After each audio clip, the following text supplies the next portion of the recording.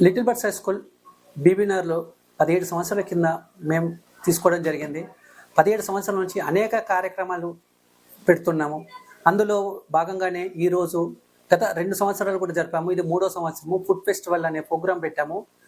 సుమారుగా 150 రకాల ఐటమ్స్ను ఎలా విద్యార్థులు ఎలా తయారు చేయాలి, ఎలా అమ్మాలి, వాళ్ళకు నైపుణ్యం తెలవాలనే ఉద్దేశంతో, వాళ్ళ తల్లిదండ్రుల సహకారంతో, ఉపాధ్యాయ బృందం సహకారంతో పిల్లలు తయారు చేసుకొని వచ్చి వాళ్ళు ఎలా సమాజంలో ఎలా ఆకట్టుకోవాలి కస్టమర్లను అనేది వాళ్ళకి తెలవాలని ముఖ్య ఉద్దేశంతో, అందులో రుచికి కాడ కావచ్చు, తర్వాత వాళ్ళ అమ్మ విధానంలో కావచ్చు, వాళ్ళకి నైపుణ్యం రావాలనే ఉద్దేశంతో ఈ ప్రోగ్రామ్ మేము ప్రారంభించడం జరిగింది.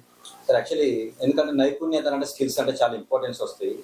దీనివల్ల వాళ్ళు ఏం నేర్చుకోవచ్చు అంటే పిల్లలు ఏం నేర్చుకుంటారు భవిష్యత్తులో? కస్టమర్ సమాజంలో పోటీతత్వం అనేది ఎక్కువ ఉంటుంది. ఆ పోటీతత్వం ఎలా మెదగాలి, ఎలా రెస్పెక్ట్ ఇవ్వాలి కస్టమర్కు. కస్టమరే దేవుడు. కస్టమర్ కాపాడుకోవాలి. ఒక షాప్లోకి వచ్చిన వ్యక్తిని ఆ షాప్లో నుండి ఇంకో షాప్ పోకుండా ఆకట్టుకోవాలి. వాళ్ళు మాట్లాడే బిహేవియర్ కావచ్చు, వాళ్ళు ఉండే విధానం కావచ్చు, వాళ్ళ స్కిల్స్ కావచ్చు, వాళ్ళు ఎలా వాళ్ళని ఆకట్టుకోవాలనేది ఫస్ట్ నేర్చుకోవాల్సిన విద్యార్థులు ఇది ఒక మెయిన్ పాత్ర ఉంటుంది. సార్ యాక్చువల్లీ ఫుడ్నే ఎంచుకోవడానికి ప్రధాన కారణం ఏంటి? మిగతాయి కూడా వాస్తవానికి నేర్పించవచ్చు కదా. ఇంకా అంటే వ్యాపారం నిమిత్తం సంబంధించినవి చాలా ఫెస్టివల్స్ ఉన్నాయి. ఫుడ్నే ప్రధానంగా ఎంచుకోవడానికి కారణం ఏంటి సార్? మా స్కూల్లో ప్రతిదీ జరుగుతుంటుంది. ప్రతి ఒక్క పండగ గురించి దాని గురించి చెప్తాం మేము. ప్రతి ఒక్క నేషనల్ లీడర్స్ జయంత్యోత్సవాలను కూడా మేము జరుపుకోవటం ఉంటాం. తర్వాత కల్చరల్ ప్రోగ్రామ్స్ జరుగుతుంటాయి.